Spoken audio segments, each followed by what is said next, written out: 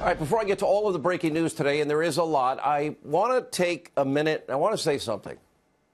I have never witnessed a speech on the U.S. Senate floor that was as powerful as the speech today given by Senator Collins of Maine. Her remarks today. I've been in talk radio now 30 years. Tomorrow, incidentally, I begin my 23rd year here at the Fox News Channel. It was, frankly, the best speech I ever witnessed in the U.S. Senate. It was an example on how all senators should make decisions and conduct themselves. Senator Collins was methodical, thoughtful, respectful, clearly did her homework, laid out her judicial philosophy, that of Judge Kavanaugh. She showed a grasp of the Constitution, Supreme Court precedents, and she gave a chilling and sad description of the environment that we're all living in today. It was truly a modern-day profile in courage. Frankly, I don't know Susan Collins, and I don't know her well at all. I don't get impressed that often, but the speech today, it frankly blew me away, and she should be proud. And frankly, it had a lot less to do with her decision, although that's very important in all of this, than the pure human decency, fairness, and process that she employed to get to her decision. Let's take a look. Today, we have come to the conclusion of a confirmation process that has become so dysfunctional, it looks more like a caricature of a gutter-level political campaign than a solemn occasion. Judge Kavanaugh has received rave reviews for his 12-year track record as a judge, including for his judicial temperament. The American Bar Association gave him its highest possible rating. In evaluating any given claim of misconduct, we will be ill-served in the long run if we abandon the presumption of innocence and fairness. I listened carefully to Christine Blasey Ford's testimony before the Judiciary Committee. I found her testimony to be sincere, painful, and compelling. The 4 witnesses she named could not corroborate any of the events of that evening gathering where she says the assault occurred. None of the individuals Professor Ford says were at the party has any recollection at all of that night. The facts presented do not mean that Professor Ford was not sexually assaulted that night or at some other time, but they do lead me to conclude that the allegations failed to meet the more likely than not standard. Therefore, I do not believe that these charges can fairly prevent Judge Kavanaugh from serving on the court. Mr. President, I will vote to confirm Judge Kavanaugh. I have not always agreed with Senator Collins, and even some things she said in her speech I disagree with in terms of precedents and the law. That's not the issue. She bravely restored common sense, decency to the U.S. Senate today and led by example. And she had to stand up to a very angry left-wing mob. And she stood for principles that make this country great, showed real courage. Now, she took this process from the very beginning seriously. She protected the sanctity of the U.S. Constitution, due process, presumption of innocence. And in doing so, she exposed what is the hyper-partisan, frankly destructive nature of so many smear merchants that exist on the left today. And by the way, there are some on the right, too. Senator Lindsey Graham, who's going to be joining us in a few minutes with Senator Ted Cruz, he also tonight deserves a lot of credit. His powerful moment, it lit a fire for truth, justice, and decency in this country. Many Democrats proclaimed their opposition to Judge Kavanaugh within seconds of his nomination. Others upended his hearings with endless interruptions, grandstanding, the worst of the worst. And then worst of all, many Senate Democrats actually went along with accusing Brett Kavanaugh of even being a rapist, a gang rapist. No presumption of innocence at all. Drugging girls routinely at parties. They called him evil, compared him to Bill Cosby. Men were told to sit down and shut up.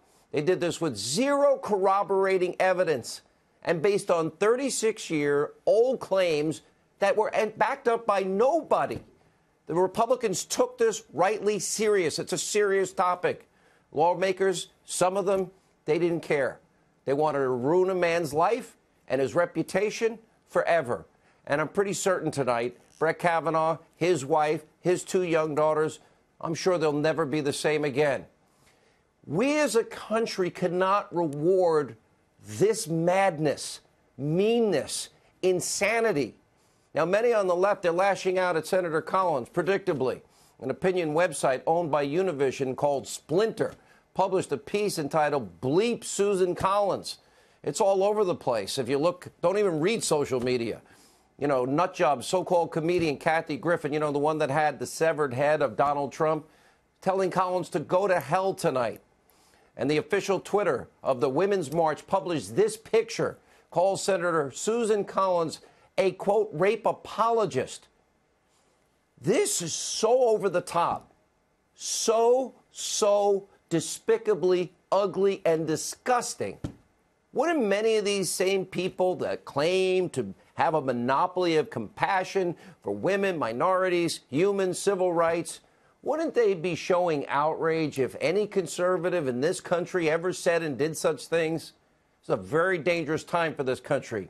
Weeks prior to her speech, Susan Collins had left-wing activists sending thousands of coat hangers to her office.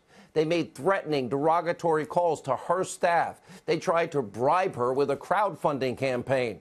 And an angry mob of left-wing protesters harassing senators all over Capitol Hill. This is now getting dangerous. Take a look. Very much concerned basically with the such things that people have to endure, and very much concerned that we have to do something as a country. Don't put a liar on the court. Don't put a liar on the court. Don't put a liar on the court.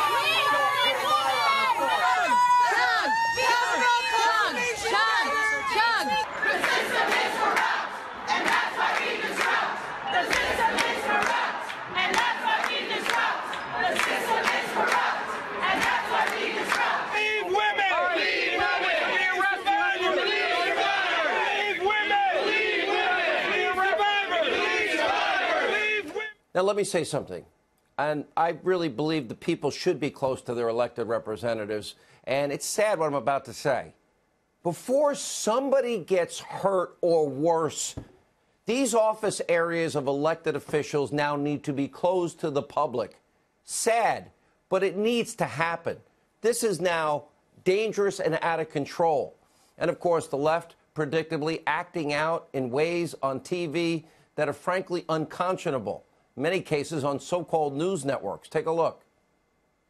When, not if, when Judge Kavanaugh helps them to chip away at civil rights, voting rights, women's rights, abortion rights, I don't think this is going to sit very well with the country. Let's not forget these people would go to church and then go to the lynching after clothing themselves in morality. And that's what we're seeing today. Clearly, the Republicans don't care about the truth. They didn't want an investigation into who Brett Kavanaugh really was. And that's what was gutless. But unfortunately, we are where we are. And this is a travesty for America right now. The problem with America right now is that we've lost a moral compass. Now, for the last 22 days, we Americans, we have witnessed what is an unrivaled insanity, a madness that has taken over, and it is now shaking the very core principles that every one of us, doesn't matter about politics, should be holding near and dear to our hearts. Rule of law, due process, presumption of innocence. And Democrats, well, are we going to reward this behavior?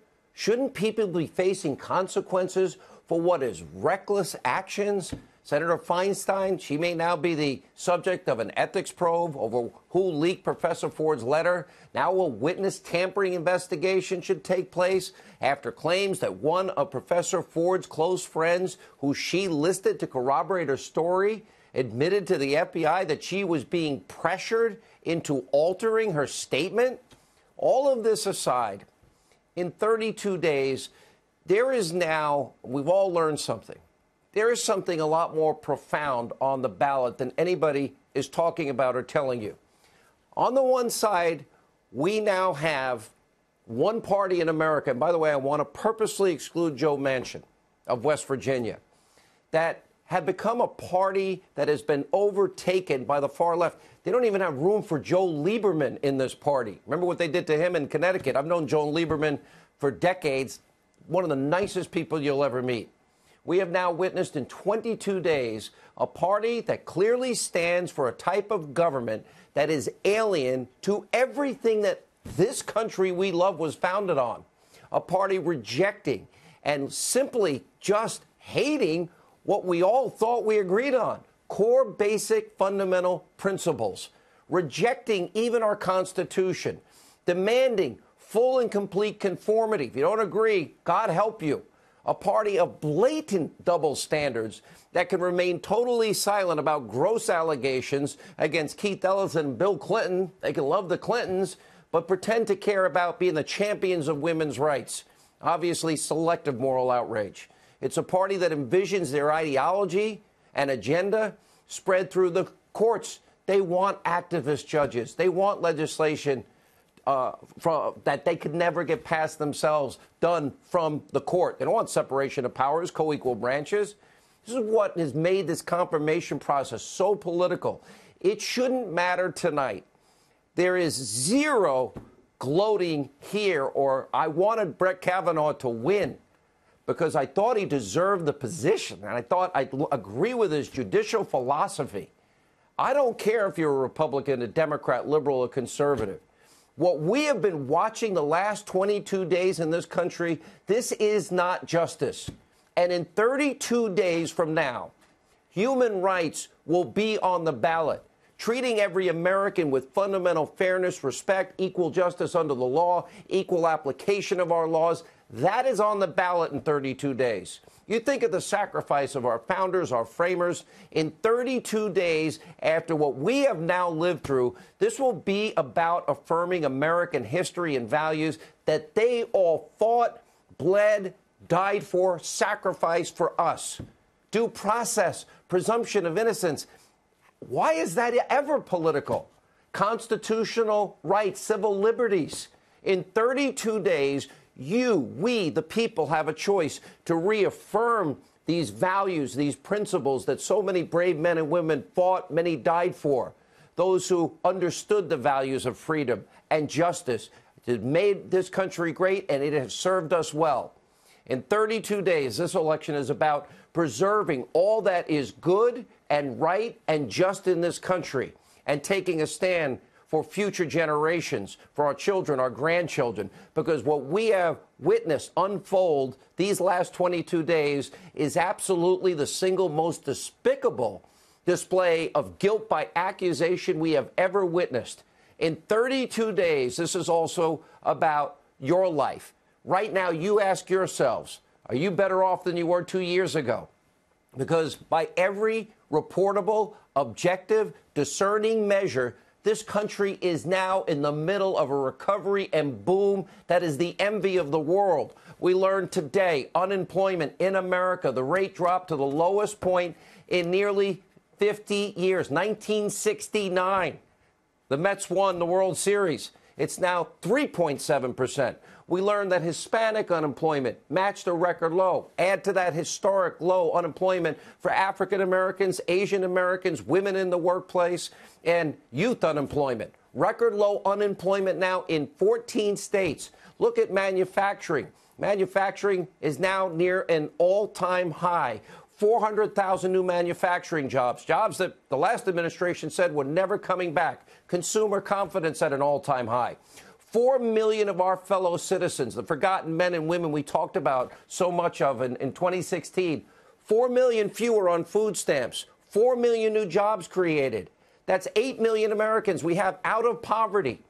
The promises of the president that he lists and he keeps, his tax cut, the largest in history, border wall construction, $3 billion already spent. He's keeping that promise. The promise on NAFTA that we'd get better trade deals, pulling out of Obama's catastrophic Iranian deal.